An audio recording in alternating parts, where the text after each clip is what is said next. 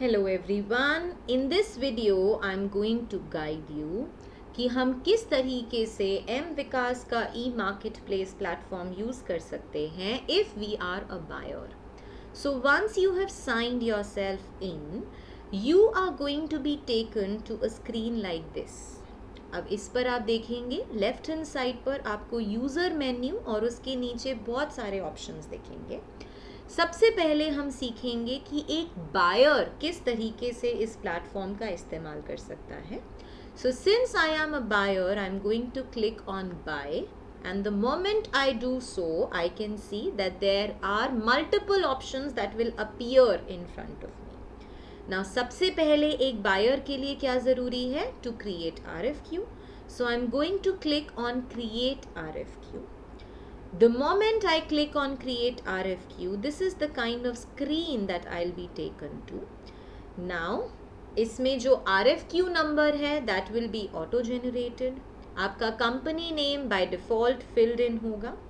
RFQ date आप अपने according change कर सकते हैं and so can be done with the RFQ ending date as well. Next option is of payment term. Now when you click on payment term you will see कि बहुत सारे options already listed हैं इस platform पर जिनमें से कोई भी appropriate payment term आप अपने हिसाब से select कर सकते हैं. If you want to add a new payment term of your choice, in that case what will you do?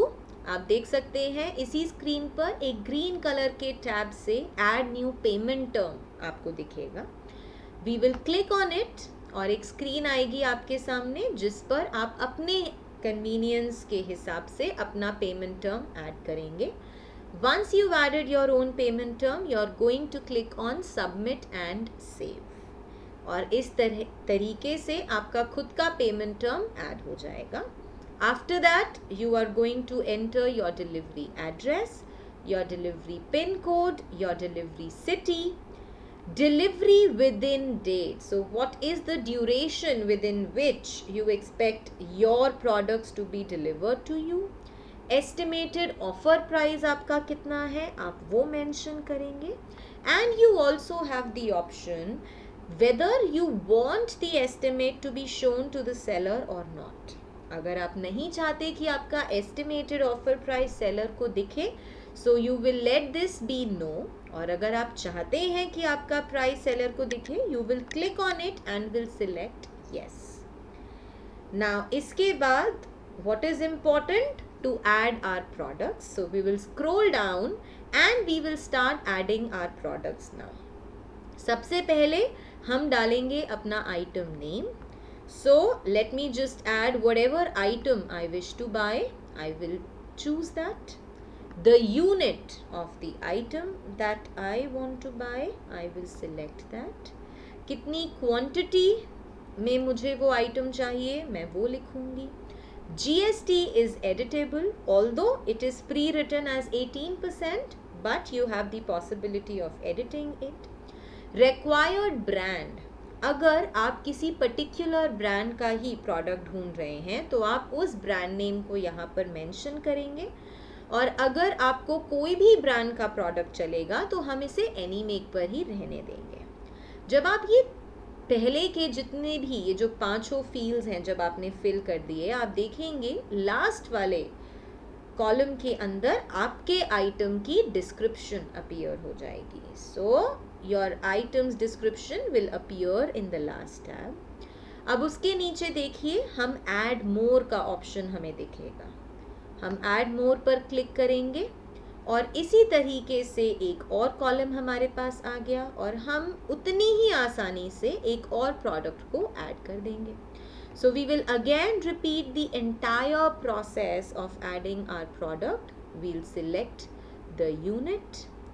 How much quantity do I want? If I'm happy with 18% GST then I'll be it, and if I want to change it then I can do the same. Required brand if any then we will write that, otherwise we will let this be any make.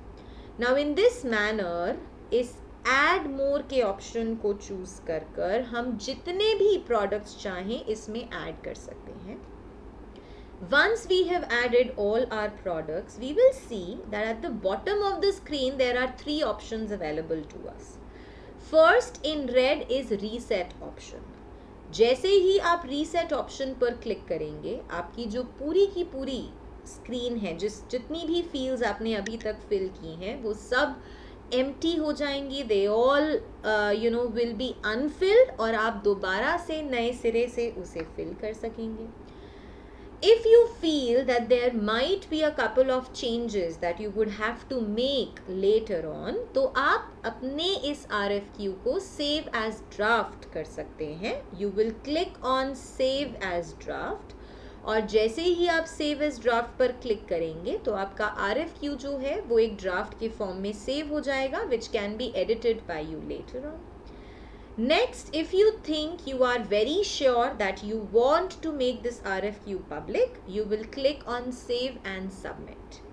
The moment you click on save and submit, your RFQ will go public and all the sellers will be able to view it.